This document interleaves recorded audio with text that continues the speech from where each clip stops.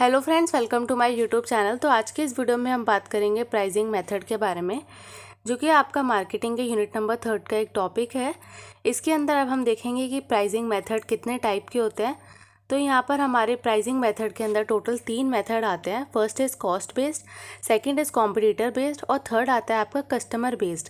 Product price may be calculated on the following basis. First is cost based, floor pricing, second is competitor based and third is customer based, जिसको आप बोलते हैं ceiling pricing. तो इसको हम one by one एक एक को करके देखते हैं। तो सबसे पहले आता है हमारा कॉस्ट बेस्ड। कॉस्ट बेस्ड के ऊपर भी आपका फर्स्ट मेथड बनता है मार्कअप प्राइस या फिर cost plus pricing. Suppose a toaster maker has the following cost and sale expectation. अब हमने यहाँ पर टोस्टर बनाने वाली कंपनी का एग्जांपल लिया है। तो उसके अंदर हमें ये बताया गया है कि इनकी जो वेरिएबल कॉस्ट पर यूनिट आती है वो ₹10 आती है, फिक्स कॉस्ट इनकी ₹3 लाख है, एक्सपेक्टेड यूनिट सेल इन्होंने लगाई है 50,000। इसके बाद में आता है जो मैन्युफैक्चरर यूनिट कॉस्ट बनती है या फिर जो हमारी यूनिट कॉस्ट है, किसी एक चीज़ को बनाने की जो कॉस्ट आती है उसका फॉर्मूला आता है हमारा VC, variable cost plus fix cost upon unit sale. तो इसके अंदर अब हम वैल्यूज़ को पुट करते हैं। तो इसके अंदर हमारा आता है 10 प्लस ₹3 लाख अपॉन 50,000। तो इसकी हमारी वैल्यू आती है ₹16। तो यूनिट कॉस्ट मतलब किसी एक चीज़ को बनाने की उनकी टोटल कॉस्ट पड़ती है ₹16 की। इसके बाद में आता है now assuming manufacturer want to earn 20% markup on a sale, markup is unit cost upon 1 minus desired return on sale. अब जो मार्कअप प्राइस होती है ना वो किसको बोलता है, जैसे कि जो भी आपकी कॉस्ट होती है, मार्कअप प्राइस हमेशा कॉस्ट के ऊपर कुछ यूनिट्स को लगाया जाता है, कुछ परसेंटेज को लगाया जाता है, उसके बाद में आता है आपका मार्कअप प्राइस। तो इसका यहाँ पे फॉर्मूला हमें गिवन है, जिसके अंदर हमने वैल्यूज़ को पुट कर दिया 16 अपॉन 1 माइनस 0.2, क्योंकि यहाँ पे 20% था इसीलिए। तो आपका मार्कअप प्राइस बना है ₹20। इसका मतलब ये हुआ कि एक टोस्टर बनाने की जो कॉस्ट आई है वो 16 आई है, बट जिसको हम मार्केट के अंदर बेचेंगे ₹20 के अंदर।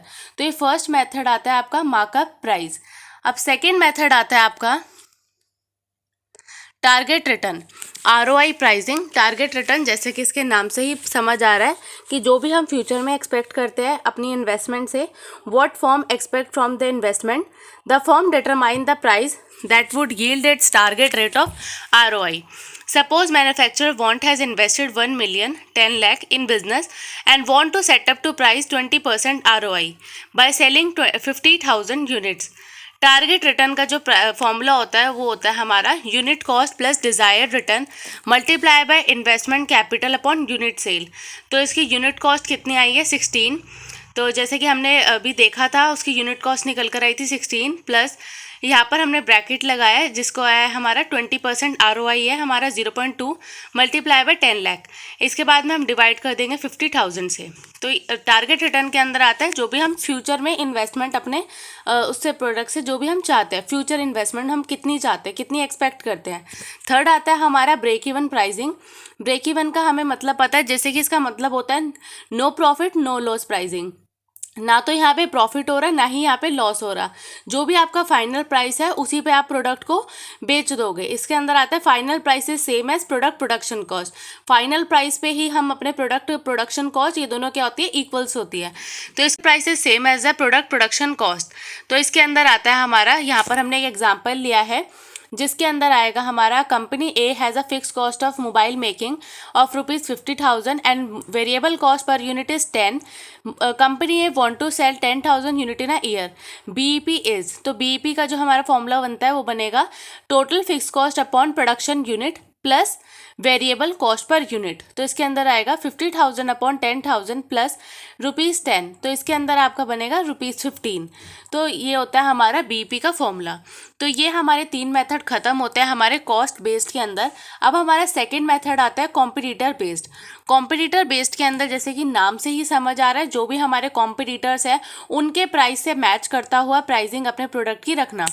इसके अंदर फर्स्ट आता है हमारा गोइंग रेट प्राइसिंग या parity pricing. Firm bases it's price largely on competitor price, example petrol LPG। इसके अंदर आता है जो भी फर्म के मतलब प्राइस होते हैं वो अपने कस्टमर्स कॉम्पिटिटर्स के जो प्राइस होते हैं उनसे मैच करते हुए रखता है, या फिर वो प्राइस को रखता है जो भी मार्केट के अंदर चल रहा होता है। जैसे कि जो पेट्रोल के प्राइस है वो ऑलमोस्ट हर जगह पे सेम है, या फिर एलपीजी के जो प्राइस है वो सेम है। अब यहाँ पर हमने मिल्क का एग्जाम्पल लिया है, जो कि 2 कंपनीज़ का अलग अलग मिल्क है। यहाँ पर हमने नमस्ते इंडिया का लिया है और अमूल गोल्ड का।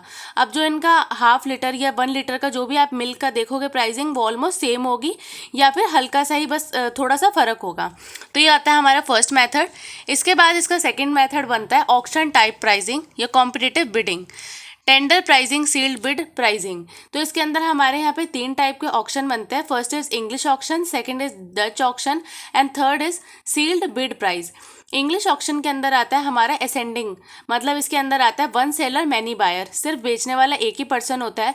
जैसे कि हमने मूवीज़ वगैरह में देखा होगा, जब घर की किसी की नीलामी होती है तो वो ऐसे बोलता है कि इस घर के आप कितनी कॉस्ट लगाएंगे, तो कोई पर्सन बोलता है 15 करोड़, कोई बोलता है 25 करोड़। अब जिसकी भी हाईएस्ट बिड होती है ना, उस पर्सन को वो चीज़ को सेल कर दिया जाता है। तो इसके अंदर इंग्लिश ऑक्शन के अंदर क्या होता है, जो भी प्राइसिंग होती है वो बढ़ती चली जाती है। वहीं पर जो डच ऑक्शन होता है उसके अंदर जो प्राइसिंग होती है वो घटती चली जाती है। जैसे कि इसके अंदर एग्जाम्पल आएगा, हमने यहाँ पे एक पेन लिया जिसके अंदर मैंने बताया कि इस पेन को यहाँ पर मैं 15 रुपीज़ में सेल करूँगी, बट जो वहाँ पर कस्टमर्स बैठे थे उन्होंने बोला कि नहीं 15 तो बहुत ज़्यादा है, आपको 12 में करो। कोई पर्सन बोल रहा है 10, कोई बोल रहा है 8। तो जो भी हमारा जो सबसे कम होगा उसको हम उसमें दे देंगे। जैसे कि हमने कैंटीन्स वगैरह के जो टेंडर निकलते हैं तो उसके अंदर जो भी सबसे कम वाली वैल्यू होती है, जो भी सबसे कम में अच्छा काम करके देगा, हम उस वाले को उसको हम टेंडर जो होता है वो दे देते हैं। तो जो भी हमारा एग्जाम्पल बनता है टेंडर का, जो कैंटीन्स वगैरह को टेंडर मिलते हैं, या फिर जो गवर्नमेंट होती है वो किसी रोड बनाने वाली कंपनी को कोई टेंडर देती है, तो वो आपका एग्जाम्पल होता है डच ऑक्शन का। इसके बाद थर्ड आता है sealed bid price. Sealed bid price के अंदर आता है only 1 bid and can not known the other bid. इसके अंदर जो भी आपकी बिड होती है वो आप एक पार्सल के अंदर या फिर आप एक ऐसे चीज़ के अंदर रखते हो जिसको आप सील लगाकर सामने वाले को देते हो, और ये जो आपने प्राइसिंग लिखी है ना, ये प्राइसिंग दूसरे पर्सन को पता भी नहीं होती। ये ऐसे ही आप बिड लगाते हो जो बिड साथ वाले पर्सन को भी पता नहीं चलती। तो ये आती है सील्ड बिड प्राइस। तो ये आपका सेकंड जो मेथड है वो खत्म होता है। यहाँ पर आपका थर्ड मेथड आता है customer demand based. Customer demand based के अंदर आता है परसीव्ड वैल्यू प्राइसिंग। इसके अंदर वो वैल्यू आते हैं जो भी कस्टमर होता है वो परसीव करता है। अब कस्टमर्स की जो भी परसेप्शंस होती है किसी भी प्रोडक्ट को लेकर, तो उसके अंदर उस प्राइसिंग को रखा जाता है। Value which customer are willing to pay for a particular product or service based on their perception about the product. ये वो वैल्यू होती है जो भी कस्टमर पे करेगा किसी पर्टिकुलर प्रोडक्ट और सर्विस के लिए, उसकी जो भी परसेप्शन है उनके अकॉर्डिंग। जैसे कि अब कस्टमर्स क्या क्या परसेप्शन रखता है, जैसे कि प्रोडक्ट की परफॉर्मेंस कैसी है, उसकी क्वालिटी कैसे दे रहा है पर्सन, वारंटी पीरियड कितना है, कस्टमर सपोर्ट सर्विस कैसी है। तो इन सब चीज़ों को ध्यान में रख के जो भी कस्टमर है वो क्या चीज़ों को परसीव करता है, उसके बाद में वो कितना पे करने के लिए तैयार है। तो ये आता है हमारा थर्ड मेथड, जिसके अंदर आता है हमारा कस्टमर या फिर डिमांड बेस्ड। तो ये तीनों मेथड आपके कंप्लीट होते हैं। तो आज की वीडियो में बस इतना ही। अगर आपको मेरी वीडियो अच्छी लगी हो तो प्लीज़ लाइक करें, चैनल पे नए हो तो सब्सक्राइब करें, और आप मेरी वीडियो को ज़्यादा से ज़्यादा शेयर करें। Thank you so much for watching.